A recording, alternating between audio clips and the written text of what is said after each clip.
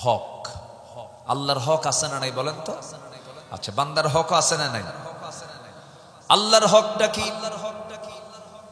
এবং বান্দার হকটা কি, সেই হকটা যদি আমরা জেনে আমল করে যদি যেতে পারি, আল্লাহ রাব্বুল আলামিন ওই বান্দাকে মাফ করে সোজা জান্নাত দিয়ে দিবেন।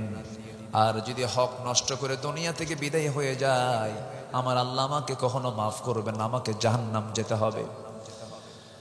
হকুল্লাহ, আল্লাহর হকটা কি? আল্লাহ রাব্বুল আলামিন সুন্দর করে সূরা নিসার 36 নম্বর আয়াতে বলছেন, ওয়া'বুদুল্লাহা ওয়া লা তুশরিকু বিহি শাইআ ওয়া বিল ওয়ালিদাইনি ইহসানা ওয়া বিযিল কুরবা ওয়াল ইয়াতামা والمساكين والجار ذي القربى والجار الجنب والصاحب بالجنب وابن السبيل وما ملكت أيمانكم إن الله لا يحب من كان مختالا ফখুরা। জোরে বলুন আল্লাহু আকবার। সূরা নিসা আয়াত নম্বর 36। এই আয়াতের মধ্যে হক আছে কার? আস্তে বলবেন না কার? আবার বান্দার হক আছে না নাই? হক সম্বলিত আয়াত এটা। এই আয়াতকে সামনে রেখে আজকে আমি কিছু কথা বলতে চাচ্ছি, হক নিয়ে কথা বলতে চাচ্ছি। হকটা কি? হক হলো যা দরকার সেটা কি পুরোপুরি আদায় করে নেওয়া। যেরকম চশমার কাজ হলো চশমাটা চোখে রাখতে হবে। এই চশমাটা যদি চোখে না রেখে যদি আপনি মাথায় রাখেন, চশমার হক কি আদায় হবে নাকি? আদায় হবে না। ঘড়ির কাজটা কোথায় রাখা বলেন? হাতে রাখা। ঘড়ি যদি কেউ পায়ে রাখে হবে নাকি বলেন? হবে না। টুপিটা কোথায় রাখতে হয়? মাথায়। টুপি মাথায় না রেখে যদি হাঁটুতে রাখেন কাম হবে না। যেটা যে জায়গায় রাখা দরকার সেটাই হচ্ছে উপযুক্ত কাজ, এটাই হচ্ছে হক। আমার নবীজি একদিন এক সাহাবী মুআজ রাদিয়াল্লাহু আনহুকে বললেন, ইয়া মুআজ, হাল তাদরি হাক্কুল্লাহি আলা ইবাদিহি ওয়া মা হাক্কুল ইবাদি আলা আল্লাহ? হে মুআজ, তোমার কি জানা আছে নাকি বান্দার উপরে আল্লাহর হক কি? আল্লাহর উপরে বান্দার হক কি তোমার জানা আছে নাকি? সঙ্গে সঙ্গে তিনি বললেন, আল্লাহু ওয়া রাসূলুহু আ'লামু, আল্লাহ এবং রাসূল এই ব্যাপারে সবচেয়ে বেশি জানেন। আমার নবীজি বললেন, ফাইন্না হাক্কাল্লাহি আলাল ইবাদি আন ইয়াবুদুহু ওয়া লা ইউশরিকু বিহি শাইআন ওয়া হাক্কুল ইবাদি আলাল্লাহি আল্লা ইউআযযিবা মান লা ইউশরিক বিহি শাইআন। বান্দার উপরে আল্লাহর হক হলো বান্দা কখনো আল্লাহর সঙ্গে শিরিক করবে না। আর আল্লাহর উপরে বান্দার হক হলো ওই বান্দাকে আল্লাহ বিনা হিসাবে জান্নাত দিয়ে দিবে।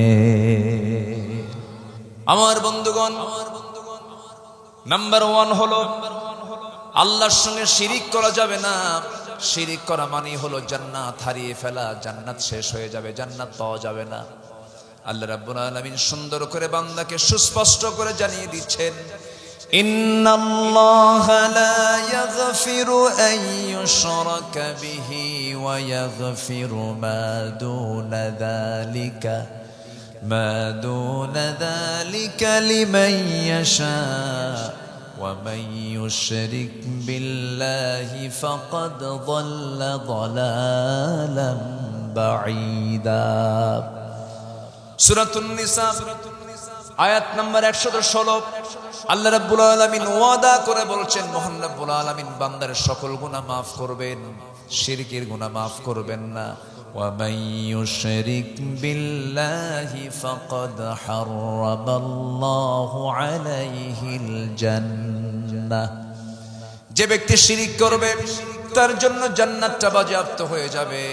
আমার বন্ধুগণ, শিরকের ধারে পাশেও যাওয়া যাবে না। শিরিক তেমন একটা গুনার নাম, পিঁপড়া হাঁটলে যেমন টের পাওয়া যায় না, বান্দা যখন শিরিক করে বান্দা নিজেও টের পায় না কেমন করে আমি শিরিক করে ফেললাম। শনিবারে বাঁশ কাটা যাবে না, মঙ্গলবারে বিয়ে হওয়া যাবে না, সকালবেলা বাকি দেওয়া যাবে না। এগুলো মনে হয় নওগাঁ জেলায় নাই। ও আছে, এখানেও আছে। কোন হাদিসে আসছে? সিয়াসিতের হাদিসে মনে হয় আসছে এগুলো। বান্দার বদনজর থেকে, ছোট্ট বাচ্চা বদনজর থেকে বাঁচার জন্য মা করে কি? কপালের কোনায় লাগায় দেয় কি? টিপ লাগায় দেয়। আমাকেও হয়তো দিছে ছোটবেলায়, আপনাকেও দিয়েছে ছোটবেলায়। দাদি লাগায় দিয়েছে, নানি লাগায় দিয়েছে। দাদিকে গিয়ে আপনি প্রশ্ন করবেন, দাদি ছোট্টবেলায় যে তুমি টিপটা লাগায় দিছো কেন? বদনজর থেকে বাঁচার জন্য। দাদি পাইছো কোথায়? আমার দাদি লাগাইছে। তাহলে এটা কি নবীর হাদিস না দাদির হাদিস? কি বলেন বলেন, দাদির হাদিস কি সহি নাকি না নবীর হাদিস সহি? নবীর হাদিস সহি। বদনজর থেকে বাঁচার জন্য কোন টিপ লাগানো যাবে না। টিপ লাগায় বদনজর থেকে বাঁচা যাবে না। বদনজর থেকে বাঁচার জন্য বলতে হবে, সবাই বলুন, কুল আউযু বিরাব্বিন নাসি মালিকিন নাসি ইলাহিন নাস মিন শাররিল ওয়াসওয়াসিল খান্নাস আল্লাযী ইউওয়াসওয়িসু ফি সুদুরিন নাস মিনাল জিন্নাতি ওয়ান নাস। আমার নবীজির উপরে কুফরি কালাম করা হয়েছিল। নবীজি 6 মাস শুকে শুকে গেলেন। নবীজির মাথার চুল, লম্বা লম্বা চুল নিয়ে 11টা গিরা দিয়েছিল। কয়টা গিরা দিয়েছিল বলেন? 11টা গিট দিয়ে পাহাড়ের পাদদেশে পাথরের নিচে চাপা দিয়ে রেখেছিল ওই সমস্ত জাদুঘররা। জাদু নবীর উপরে যখন করা হলো, সেহের করা হলো, নবীজি জানা জিনিস ভুলে যান, শোকে কাঠখড়ি হয়ে গেলেন। বিশ্ব নবীর উপরে যখন এরকম জাদুর ছোঁয়া যখন লাগানো হলো, আল্লাহর পক্ষ থেকে ওই 11টা গিট ছুটানোর জন্য আল্লাহ রাব্বুল আলামিন 11টা আয়াত নাজিল করলেন, ফালাক আর নাস। জোরে কান সুবহানাল্লাহ। সকল প্রকার অনিষ্ট থেকে বাঁচার জন্য বাচ্চা, আপনি মানুষ, এক কথা, যে কোনো অসওয়াসা, যে কোনো অসওয়াসা থেকে বাঁচতে হলে আল্লাহ পাক দিয়েছেন সূরা ফালাক আর কি? সূরা নাস। সূরাতুল ফাতিহার সাথে থাকবে। আমরা হুজুরদের কাছে যাই, ছোট্ট যখন ছিলাম মনে আছে, কিছু হলে পরি, জ্বর আসলেও কোনো সমস্যা হলে ভয় পেলেই মা বলতেন, বাজান যা হুজুরের কাছে যা, ঝাড়ফুঁক দিয়ায় হুজুরের কাছে যেতাম। কিন্তু হুজুররা খুব চালাক। যখন হুজুরদের কাছে গিয়ে বলতাম, মা পাঠায় দিছে, আপনি একটু আমাকে ঝাড়ফুঁক করে দেন, কিন্তু হুজুর আস্তে আস্তে বলতো। এখনো হুজুররা কি জোরে জোরে কয় না আস্তে আস্তে কয়? আস্তে আস্তে কয়। আস্তে আস্তে বলতো, দোয়াটা পয়রা ফু দিয়ে দিত। কিন্তু বড় হয়ে টের পেলাম হুজুররা যে জোরে জোরে না বলে আস্তে আস্তে বলে, এটার কারণ কিন্তু অন্য কিছু নয়। যা কিছু বলে মনে মনে সব হলো সূরা ফাতিহা। বুঝেন নাকি? সূরা ফাতিহার ফালাক আর নাস যদি জোরে জোরে বলে, তাহলে তার আসবে না ফুল দিতে। কেউ তো আমিই জানি। আপনার কাছে আইসা আমার লাভটা হলো। জি, এখন বলবো না। এখন বললে মানুষ কষ্ট পাবে। একদম শুরুতে দরকার ছিল এটা। আমরা মাহফিল কমিটির পক্ষ থেকে কিছু চাবো। চাইতে গেলে কি আপনি দৌড় মারবেন? আমরা এটা শেষে করব। রাজি আছেন তো আপনারা সবাই? কি আপনারা কি রাজি আছেন না সবাই? ইনশাআল্লাহ। কিন্তু এখন যদি কেউ যান, তাহলে পকেটে কিছু দিয়ে চলে যাবে।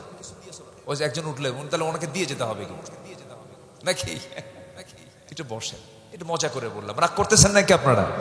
আমি আপনাদের মাহফিলের সৌন্দর্যের দিকে তাকিয়ে, আমি যখন বসি তখন অর্ধেক লোক ছিল, তাই না? অর্ধেক লোক ছিল তখন। আমি বলতে পারতেছি না, লোকটা ভরার ছিল না। এখন আবার ভরা, মোটামুটি একটা লোকের উপস্থিত হয়ে গেছে। বলি আলহামদুলিল্লাহ। জি, সম্মানিত ভাইয়েরা, তাহলে বিয়ের দিন যদি বৃষ্টি হয়, ওই লোকের নাকি সারা জীবন চোখের পানি ফুরায় না। এরকম কিছু কথা আছে না নাই বলেন তো? আসতে বলবেন না, আছে না নাই? ভাঙ্গায় নাই মুখ দেখলে ওর কপাল কখনো সাঙ্গা হয় না। এই আছে না নাই? আছে না? এমনি একটা বাজে কথা বলে, এমনি একটা বাজে কথা বলে। বরঞ্চ এটা বলতে পারেন, যে কোনো কাজ শুরুতে যদি বিসমিল্লাহ না বলে তার কোনো বরকত, বরঞ্চ তার উল্টা কয় বিসমিল্লাহ গলত। কি কয়? বিসমিল্লাহর কোনো গলত আছে নাকি? বিসমিল্লাহ বলে কোনো ভুল আছে? এগুলো শিরক। এগুলো শিরকের দিকে আমরা যাব না। তবে হ্যাঁ, সবার কাছে আমি সুস্পষ্ট ভাষায় জানান দিতে চাই, সবচেয়ে জটিল শিরক হলো যে বান্দা মুসলিম পরিচয় দেওয়ার পরেও যে আল্লাহর আইনকে জমিনে বাস্তবায়ন হোক এটা চায় না। আমার কথা কি বুঝতেছেন? যারা আল্লাহর দেওয়া বিধান অনুযায়ী যারা বিচার চায় না তারা হলো মুশরিক। এটা কি আব্দুল্লাহ আল আমিনের ফতুয়া না আল্লাহর ফতুয়া? এই ফতুয়া কে দিয়েছেন? একদম সুস্পষ্ট ভাষায় জানান দিয়ে দিবেন। আপনি কোন দল করেন আমি জানি না, যে দল নামাজের কথা বলে না, যে দল নামাজের আইন প্রতিষ্ঠা করতে চায় না, যে দলের নেতা সুদ ভিত্তিক অর্থনীতিকে বিশ্বাস করে, যে দল সুদ প্রতিষ্ঠা করে, যে দল বেশ্যাবৃত্তির লাইসেন্স দেয়, এই 54 বছরে যারা এই ক্ষমতায় ছিল তারা যাকাত চালু করেছে না সুদ চালু করেছে? সুদ চালু করেছে। অতএব সব দেখা শেষ। কেউ চালিয়েছে এই দেশ 9 বছর, কেউ চালাইছে 16 বছর, কেউ চালাইছে 25 বছর, কেয়ারটেকার গভর্নমেন্টটা কয়েক বছর। সব দেখা শেষ। আগামীর দেশ আমরা দেখতে চাই কোরআনের দেশ, ইসলামের দেশ। আমরা আগামীর সরকার দেখতে চাই নামাজের সরকার। রাজি আছেন কারা কারা? হাত উঁচু করে দেখান মুসলমান।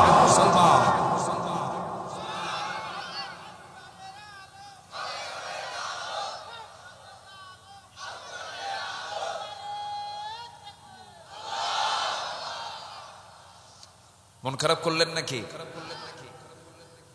আজকে যদি নামাজ রাষ্ট্রীয় পর্যায়ে কায়েম হতো, আজকে আমার দেশের নামাজি হতো 90% নামাজি হতো। নামাজ পড়ে মাত্র 5 জন। 100 জনে কয়জন? 5 জন। আর বাকি 95 জন, এর মধ্যে আবার কিছু মুরিদ আছে, বছরে বছরে গরু নিয়ে যায় দরবারে। এরকম কিছু মুরিদ আছে না নাই? যারা দরবারে গরু নেয় তার আরেক বলদ, যারা ছাগল নিয়ে যায় তার আরেক রাম ছাগল। দরবারে যায়, পীর সাহেবের মুরিদ হয়, পীর সাহেব বলে দেয় কোন চিন্তা না, আমার মুরিদ যখন হইছো আমি তোমার জাহাজে করে জান্নাত পার করে জাহান্নামে নিয়ে যাবো। যা, আমার আমল নামা আমাকে নিয়ে যেতে হবে, সামনে দাঁড়াতে হবে আমাকে একা। কার সামনে? আসতে বলবেন না, কার সামনে? আল্লাহ বলছেন ইকরা কিতাবাক, ইকরা কিতাবাক। আল্লাহ এখানে বলেন না ইকরাউ কিতাবুকুম, কিতাবাকুম, ইকরাউ কিতাবাকুম বলেননি, ইকরা কিতাবাক। বহু বচন না এক বচন? বলেন আলিম ওলামা আছেন না, বহু বচন না এক বচন? ইকরা কিতাবাক। তুমি তোমার আমলনামা নিজে পাঠ করো। আল্লাহ একজন একজন করে ডাকবেন, বিচার করবেন পাই টু পাই। আমাকে কেউ বাঁচাবেন না, আমাকে বাঁচাবেন তিনি কে? আমাকে রেহাই দিবেন তিনি আমার কে? আল্লাহ তাআলা। শিরকের কাছে যাওয়া যাবে না। নাম্বার 1 হয়ে গেল। 10টা হকের 1 নম্বরে বললাম, অনেক লম্বা লম্বা কথা ছিল, সময় তো আজকে নাই, শর্ট করে বলছি। নাম্বার 2 হলো আল্লাহর হক হলো আল্লাহর প্রতি বান্দা ঈমান আনবে। আল্লাহর প্রতি বান্দা কি করবে? ঈমানটা আনবে। কিন্তু ঈমান শুধু আনলেই হবে না, টিকেও থাকতে হবে। ঈমান আনাটা যায়, কিন্তু টিকে থাকাটা দারুণ কঠিন ব্যাপার। আবু হানিফা রাহমাতুল্লাহর নাম সবাই শুনেছেন। আবু হানিফা রাহমাতুল্লাহ তিনি জালিম সরকারের কোনোদিন তিনি পক্ষ অবলম্বন করেন নাই। তার সময় একজন জালিম বাদশা ছিল, বাদশা মনসুর। বাদশা ঈমান নাই, ঈমান এনেছি, ঈমান নিয়ে টিকে থাকবো। বাদশা মনসুর যখন বলল আবু হানিফা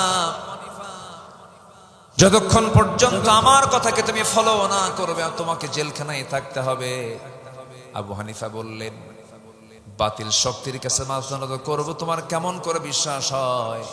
হাসতে হাসতে ফাঁসির মঞ্চে চলে যাব, কিন্তু বাতিল শক্তির কাছে মাথা নত করব না। 8 বছরও তিনি জেলখানায় ছিলেন। কত বছর? 8 বছরও তিনি জেলখানায় ছিলেন। তার বৃদ্ধা মাকে একদিন ধরে আনছে তার সামনে। তার মাকে ধরে এনে তার মার সামনে সন্তানকে পিটাচ্ছে। মার চোখে পানি। আবু হানিফা রাহমাতুল্লাহ মনে মনে চিন্তা করছেন, হারে মার চোখে পানি, মা যেন কোন টেনশনটা করছেন। এবার আবু হানিফা বলছে, মা তুমি কি চিন্তা করো? আবু হানিফার মা বলে, সন্তান রে, তুই আমার চোখের পানি দেখে তুই অবাক হবি না, ভয় পাবি না। আমি তোর শাস্তি থেকে ভয় করছি না, আমি ভয় পাচ্ছি হলো তোর প্রতি যে অত্যাচার গুলো করতেছে, না জানি তুই বাতিল শক্তির কাছে মাথা নত করিস নাকি। আমার মন চায় এই সমস্ত অত্যাচার গুলো সহ্য করতে করতে এক পর্যায়ে তুই শহীদ হয়ে যাবি, আর আমি শহীদের মা হওয়ার গৌরব অর্জন করে আমি আল্লাহর সামনে দাঁড়াতে পারবো। যেরকম সুবহানাল্লাহ। যেমন মা তেমন সন্তান, যেমন মা তেমন বেটা। কি এখানে কে যেন কইছে বেটা? যেমন মা তেমন বেটা। আমার বন্ধুগণ, ঈমান এনেছি, আমার ঈমান নিয়ে টিকে থাকবো। এক সাহাবীর কথা মনে হয়ে গেল। সেই সাহাবীর বাড়ি হলো মক্কা এবং মদিনার ঠিক মাঝখান বরাবর তার বাড়ি। ছোট্টবেলায় বাপকে হারিয়েছেন, চাচার কাছে মানুষ হয়েছেন, চাচা তাকে ধীরে ধীরে বড় করেছে। যখন তার বয়স হয়ে গেল, দিন পেলেন, ইসলাম পেলেন, কালিমা গ্রহণ করলেন, ইসলাম কবুল করলেন। চাচার কাছে নিউজ চলে গেল, চাচা বলে ফেললো, ভাতিজা শুনলাম তুমি নাকি কালেমা পড়েছ, কতটুকু সত্য বলো তো। সঙ্গে সঙ্গে ভাতিজা বলতেছে, চাচা আপনি শুনবেন কেন, আপনি অনুমান করেন কেন, আমি তো ইসলাম কবুল করেছি, কোনো সন্দেহ রাখি নাই, আপনি আমাকে অনুমান করে বলছেন কেন, সন্দেহ করে বলছেন কেন? আপনি শুনে নেন। আশহাদু আল্লা ইলাহা ইল্লাল্লাহু ওয়াহদাহু লা শারীকা লাহু ওয়া আশহাদু আন্না মুহাম্মাদান আবদুহু ওয়া রাসূলুহু। হেদায়েতের মালিককে বলেন, আসতে বলবেন, হেদায়েতের মালিককে। আমরা ১৫০০ বছর পরে এসে পৃথিবীতে এসেছি, আমরা মুসলমান হতে পেরেছি, বলি আলহামদুলিল্লাহ। আর আমার নবীর যুগের কিছু কিছু মানুষ নবীকে দেখেও তার ইসলাম কবুল করতে পারে নাই। তাদের চাইতে আমাদের ভাগ্য খারাপ না ভালো? বলেন বলেন বলেন বলেন। আবার অতি উৎসাহী কিছু লোক আছে, বলে আহারে জন্মদিন আমার নবীর সময় হতো, কত সুন্দর নবীকে দেখতাম। তখন আমি বলি, তুই যদি আবু জেহেল হইতি। কি কথা বলছেন? তুই যদি আবু জেহেল হইতি তাহলে কি করতি? আমরা বড় ভাগ্যবান, ঈমান এনেছি, মুসলিম পরিবারে জন্ম নিয়েছি, বাপটাকে মুসলমান পেয়েছে, আমরা বড় ভাগ্যবান। এটাকে টিকে রাখতে হবে। তবে হ্যাঁ, খ্রিস্টানের ছেলে খ্রিস্টান হতে পারে, বৌদ্ধের ছেলে বৌদ্ধ হতে পারে, ইহুদির ছেলে ইহুদি হতে পারে, ব্রাহ্মণের ছেলে ব্রাহ্মণ হতে পারে, কিন্তু মুসলমানের সন্তান মুসলমান হতে পারে না যদি তার মধ্যে ঈমান না থাকে। ঈমান আনতে হবে, ভালো করে ঈমানের গুণগুলো নিজের মধ্যে উপস্থিত করতে হবে। আমার দেশে কিছু কিছু লোকের নামই আছে হলো ঈমান আলী, নামাজ পড়ে না। নাম হলো ফজর আলী, ঘুম থেকে ওঠে সকাল 10টায়, সকাল 10টায় ঘুম থেকে ওঠে, নাম রাখছে কি ফজর আলী। ঘুম থেকে ওঠে কটার দিকে? 10টার দিকে। নাম হলো আতর আলী, গোটা গায়ে গাজার গন্ধ। নাম কি? নাম হলো আতর আলী, গাজার গন্ধ গোটা গায়ে। নাম হলো হিম্মত আলী, সাইকেলের চাকা বাসুলি শীত হয়ে পড়ে। নাম হলো খোকা মিয়া, বয়স হলো 80 বছর। নাম হলো বাদশাহ মিয়া, ভিক্ষা করে। নাম দিয়ে করবেন কি? নাম দিয়ে কোনো কাজ হবে না, বংশ দিয়েও কোনো কাজ হবে না।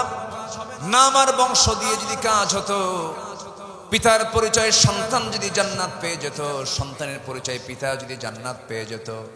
ইব্রাহিম আলাইহিস সালাতু ওয়াস সালাম তিনি হচ্ছেন একজন আল্লাহর পয়গম্বর, তার বাপ হলো আজর, জান্নাতি না জাহান্নামী। আমার বন্ধুগণ, শুধু ভালোবাসা দিয়ে যদি জান্নাত পাওয়া যেত, আবু তালেব জান্নাত পেয়ে যেতেন। আমি তাকে তিনি বলি, এই জন্য বলি কারণ গোটা পৃথিবীর মানুষ আমার এক জায়গায় করে যদি বলা হয় তোমরা কি পরিমাণ, গোটা পৃথিবীর মানুষ যদি এক জায়গায় হয়ে যায়, আর আবু তালেবের ভালোবাসা যদি আপনি এক পাল্লায় দিয়ে দেন, আমার নবীর প্রতি আবু তালেবের ভালোবাসাই বেশি ভারী হয়ে যাবে। ভালোবাসা ছিল তার 16 আনা। ছোট্ট ছেলে আলীকে পাশে রেখে আবু তালেব আমার নবীকে বুকের সঙ্গে জড়িয়ে রেখে 3 সন্তানকে মানুষ করেছে। যেরকম সুবহানাল্লাহ। কে কে নবীর কি হয়? জান্নাতি না জাহান্নামী? কি নাই? আস্তে কয় কি নাই? ঈমান আনা কার হক? আস্তে বলবেন না, কার হক? রাসূলকে খুব ভালোবাসি। শুধু ভালোবাসলেই হবে না, রাসূলের প্রতি দরুদ পড়ি, শুধু দরুদ পড়লেই হবে না, রাসূল যে দিন কায়েমের জন্য সংগ্রাম করেছেন, দিন প্রতিষ্ঠার জন্য কাজ করেছেন, সেই কাজের আপনি বিরোধিতা করবেন আর ইয়া নবী সালাম আলাইকে বলবেন কোনো কাজ হবে নাকি? কোনো কাজ হবে না। নবীজি বদর যুদ্ধ করেছেন, নবীজি উহুদের যুদ্ধে চলে গেছেন, বাতিলদের বিরুদ্ধে তিনি সোচ্চার হয়ে দাঁড়িয়েছেন। এটা আমার আপনার জন্য করতে হবে, এটা হচ্ছে আনুগত্য। আমার বন্ধুগণ, আমার নবীজির প্রিয় সাহাবী, মক্কা মদিনার ঠিক মাঝখান বরাবর তার বাড়ি। সেই সাহাবী যখন কালিমার ঘোষণা দিয়ে দিলেন চাচার সামনে, চাচা বলতেছে, ভাতিজা, বাপ তোর মরে গেছে ছোটবেলায়, আমি তোকে তিলে তিলে বড় করেছি, তুই এতিম ছিলি, আমি তোকে বড় করেছি, আমি আমার নিজের সম্পত্তিও তোর হাতে তুলে দিয়েছি, তোকে দলিল করে দিয়েছি, আর তুই এত বড় আচরণটা তুই আমাকে দেখালি, আমার শত্রু মুহাম্মদের হাতে বায়াত গ্রহণ করলি। তুই কি জানিস এই দিন গ্রহণ করার জন্য, এই ঈমান টানার জন্য তোর ফলাফল কি হতে পারে? চাচা বলেন কি হতে পারে? আমি তোর সমস্ত সম্পত্তিগুলো আমি জোর করে তোর হাত থেকে আমি নিয়ে নেব। মুসকে হাসি মেরে বলছেন, চাচা আপনি ভাবতেছেন বুঝি সম্পদের দাম বুঝি আমার কাছে ঈমানের চাইতে বেশি? না না, হাসতে হাসতে সমস্ত সম্পত্তি আপনাকে আমি এক্ষুনি দিয়ে দিলাম, ঈমান দিতে পারবো না। যেরকম সুবহানাল্লাহ। আর আমার দেশের ঈমান আলী 10 টাকার বিড়ি পায়া ঈমান বেচে খায়। কয় টাকার বিড়ি পায়া? ঈমান বিক্রি করে দেওয়া যাবে না। সব সম্পত্তিগুলো চাচা নিয়ে নিল রাগের ঠেলায়। জামার কলারটা টান মেরে ধরে জামাটা টান মেরে ছিঁড়ে ফেললো, জামাও খুলে নিল, পরনের পাজামাটাও খুলে নিয়েছে, উলঙ্গ করে ঘর থেকে বের করে দিয়েছে। সাহাবী উলঙ্গ হয়ে ঘর থেকে বের হয়ে মার দরজার কাছে গিয়ে নক করে বলছেন, মা দরজাটা খুলো, আমার দিকে তাকায় না মা, ঈমান এনেছি, ঈমানের উপরে টিকে থাকার কারণে আমার চাচা সব তো নিয়ে নিয়েছে, আমার লুঙ্গিটা পর্যন্ত খুলে নিয়েছে, দেখো তোমার ঘরের মধ্যে কোনো ছোট্ট কাপড় আছে কিনা, সতরটা কোনো মতো ঢাকার সুযোগ করে দাও। একটা চাদর দেওয়া হলো, সেই চাদর দিয়ে কোনো মতো তিনি সতরটা ডাকলেন। আরব দেশে বছরে 1টা মাস থেকে 2টা মাস প্রচন্ড শীত থাকে, ওই সময় শীতকাল চলতেছিল, ঠান্ডা পরিবেশে। শুধুমাত্র সতরটা তিনি ডেকে মাকে বলছেন, মা আমাকে বিদায় দিয়ে দাও, পৃথিবীর কোনো দরবার ভালো লাগে না, আমার কাছে শ্রেষ্ঠ দরবার হলো আমার নবীর দরবার। নবীর দরবারে রওনা দিলেন। গভীর রাত, কনকনে শীতের ভিতরে কাঁপতে কাঁপতে গিয়ে নবীর দরবারে গিয়ে পৌঁছলেন। দরজায় নক করলেন, নবীজি দরজা খুলেই দেখেন কাঁপতেছে যুবকটা, থরথর করে ঠান্ডায় কাঁপে। কিচ্ছু প্রশ্ন করলেন না, ভিতরে চলে গেলেন। আমার নবীজির বরকতি দেহের বরকতি জুব্বা, 2টা জুব্বা হাতের মধ্যে এনে নিয়ে বলতেছে, যুবক কথা পরে বলবো, এই জুব্বা তোমাকে দিয়ে দিলাম, জুব্বা 2টা তুমি পড়ে নিবা। জোরে কোন সুবহানাল্লাহ। রাসূল এবারে বললেন, যুবক তোমার পরিচয়টা কি বলো, কি হয়েছে তোমার এই অবস্থা, কেন খালি গায়ে তুমি এসেছো, কেন কি হয়েছে সম্পূর্ণ তিনি খুলে বললেন। রাসূল বলছেন, ও আমার সাহাবী, তুমি চিন্তা করো কেন, তোমার চাচা তোমাকে বস্ত্রহীন করেছে, আমি আমার গায়ের জুব্বাটা আমি তোমাকে দিয়ে দিলাম। সম্মান কমলো না বাড়লো? আজ থেকে সম্মান কমবে না বাড়বে? ঈমান আনলে পরে দুনিয়াতে সম্মান বাড়বে, আখিরাতে সম্মান বাড়বে। আমার নবীজি বললেন, সাহাবী কোনো চিন্তা করো না, যাও আহলে সুফার সদস্য হয়ে যাও, তুমি চলে যাও। আসহাবে সুফার সদস্য বানায় দিলেন, চলে গেলেন। তার আগে রাসূল বললেন, ও সাহাবী তুমি আমার কাছে কোনো কিছু চাইবে না কি? হুজুর আপনি আমার জন্য একটু দোয়া করে দেন। আমার নবীজি দোয়া করে দিলেন। আকাশের দিকে 2টা হাত তুলে দোয়া করছেন, আল্লাহ তাআলা আমার এই সাহাবী আব্দুল্লাহ যুলবাজাদাইন দিন গ্রহণ করতে গিয়া তার সবকিছু, দুনিয়ার সবকিছু সে বিক্রি করে ঈমানটাকে সে কিনে নিয়েছে। আল্লাহ গো, আমরা আব্দুল্লাহ যুলবাজাদাইনের জান এবং মাল তুমি আল্লাহ কাফের বেঈমানদের জন্য হারাম করে দাও। সাহাবী মনক্ষুণ্ণ হয়ে বলছেন, ইয়া রাসূলুল্লাহ আপনি আমার জন্য এমন উল্টা দোয়া করলেন কেন?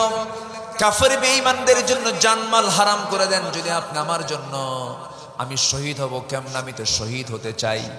কাফেররা যদি আমাকে না মারতে পারে আমি শহীদ হব কেমনে? নবীজি কেঁদে কেঁদে বলছেন, আব্দুল্লাহ রে, ওয়া ইম্মা তাআলা ফিরাশিহি, তোমার মওত যদি বিছানায় হয়ে যায় আমার আল্লাহ তোমাকে শহীদের দরজা দিয়ে দিবে। ওই সাহাবী চলে গেলেন। সাহাবায়ে কেরামদের মাঝে কোরআন যখন তেলাওয়াত করতেন, চিৎকার করে করে কোরআন তেলাওয়াত করতেন, সাহাবীদের কষ্ট হয়, সাহাবীরা এতে বিরক্ত হতেন। নবীর কাছে এসে একদিন বলেন, হুজুর এমন একজন সাহাবী আমাদের কাছে এসেছেন নতুন, এত জোরে জোরে চিৎকার করে কোরআন পড়ে আমাদের ডিস্টার্ব হয়, আপনি যদি একটু বলে দিতেন কে? আব্দুল্লাহ। রাসূল সঙ্গে সঙ্গে বলছেন, ওই আমার সাহাবীরা, খবরদার আব্দুল্লাহর তেলাওয়াতে তোমরা বাধা দিও না, কারণ আব্দুল্লাহ ঈমান আনতে নিয়ে তার বড় বেগ পেতে হয়েছে, ঈমান আনতে নিয়ে তার দুনিয়ার সব কিছু বিক্রি করে দিতে হয়েছে। সে জোরে জোরে পড়ে, ঈমানের জোশে পড়ে, ঈমানের চেতনার কারণে জোরে জোরে সে কোরআন তেলাওয়াত করে, তোমরা তাকে কেউ বাধা দিও না।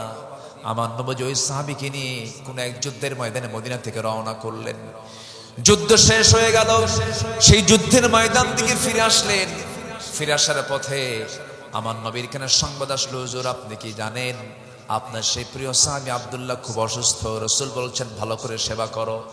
3টা দিন পরে সাহাবীরা আবার সংবাদ দিয়ে বলছেন, হুজুর বহু চেষ্টা করলাম কিন্তু আব্দুল্লাহকে বাঁচাতে পারলাম না, আব্দুল্লাহ দুনিয়া থেকে বিদায় হয়ে গেছে। আমার নবী ইন্না লিল্লাহ বলে বললেন, সাহাবীরা শোনো, আমার এই প্রিয় সাহাবী আব্দুল্লাহ জুলবাজাইদের জানাজার নামাজ কেউ পড়াবে না, আমি রাসূল নিজে তার জানাজার দায়িত্ব গ্রহণ করে নিলাম। জানাজা শেষ হয়ে গেল, নবীজি চোখে অশ্রুপূর্ণ, নবীজি কাঁদতেছেন আর বলছেন, সাহাবীরা আমার আব্দুল্লাহর কবর খনন, কবর দেওয়ার জন্য কবর খনন কোথায় করেছো, কবরস্থান কোথায় করেছো? হুজুর ওই যে 2 পাহাড়ের ঠিক মাঝখান বরাবর চিপাই আমরা কবরটা খনন করেছি। রাসূল বলেন, সাহাবীরা আমাকে তোমরা সবাই মিলে আমাকে নিয়ে যাও আব্দুল্লাহর কবরের কাছে। আব্দুল্লাহর কবরে আজকে আব্দুল্লাহকে কেউ নামাবে না, আমি নিজে আমার 2 হাতে আমি আব্দুল্লাহর লাশটা আব্দুল্লাহর কবরে রেখে দেব। জোরে কোন সুবহানাল্লাহ। আমার নবীজি কবরের পাশে গিয়ে দাঁড়ালেন, 2জন সাহাবীকে ডাক দিচ্ছেন, আবু বকর ডানে আসো, আমার ওমর বামে আসো। 2জনকে 2 পাশে রেখে দিয়ে আমার নবীজি কবরে নামলেন। 2জনকে নামতে বললেন, নেমেছেন মোট কয়জন? 3জন সাহাবী। 2জন সাহাবী আমার বিশ্বনবী নামলেন, মাঝখানে তিনি দাঁড়ালেন, হাতটা আগায় দিয়ে বলছেন, সাহাবীরা আমার কলিজার টুকরা আব্দুল্লাহরে আমার হাতে তুলে দাও, আমার আব্দুল্লাহকে আমার হাতে তুলে দাও। ঈমান কি হারে এনেছেন তারা, নবীজি এতটাই খুশি হয়েছেন। আব্দুল্লাহকে যখন নবীর হাতে তুলে দেওয়া হলো, রাসূল বলেছেন, আবু বকর আমার আব্দুল্লাহর মাথাটা ধরো, ওমর আমার আব্দুল্লাহর পাটা ধরো। 3জন মিলে কবরের শোয়া দিলেন। শোয়া দিয়া বুকের উপরে হাত রেখে আকাশের দিকে তাকায় আমার নবীজি দোয়া করছেন, আয় আল্লাহ তাআলা এই মুহূর্ত পর্যন্ত আমি আব্দুল্লাহর উপরে সন্তুষ্ট আছি, তুমি আব্দুল্লাহর উপরে সন্তুষ্ট হয়ে যাও, আব্দুল্লাহকে তুমি আল্লাহ মাফ করে দাও। এই দোয়া যখন শুনতেছিলেন, পাশে দাঁড়িয়ে থাকে একজন সাহাবী সাদ ইবনে আবি ওয়াক্কাস রাদিয়াল্লাহু আনহু, যখন এই দোয়াটা শুনতেছিলেন চিৎকার মেরে মেরে বলছেন, আল্লাহ আমি আজকে জীবিত সাদ না হয়ে যদি মরা সাদ হতাম আর ওই কবরের বাসিন্দা যদি হতাম, আমার জীবনটা বড় ধন্য হতো। কারণ যে কবরের বাসিন্দা এমন একজন ব্যক্তি যাকে নামানোর জন্য বিশ্বের সেরা মানুষ রাসূল আর 2জন সেরা মানুষ ওমর আবু বকর তার কবরে নামে। জোরে কোন সুবহানাল্লাহ। ঈমান আনা এবং ঈমান নিয়ে টিকে থাকা, ঈমান এনেছি, ঈমান নিয়ে আমরা টিকে থাকবো। ইন্নাল্লাযীনা ক্বালু রাব্বুনাল্লাহু সুম্মা ইসতাকামু তাতানাজ্জালু আলাইহিমুল মালায়েকা ألا تخافوا ولا تحزنوا وأبشروا بالجنة التي كنتم توعدون। জোরে বলুন আল্লাহু আকবার।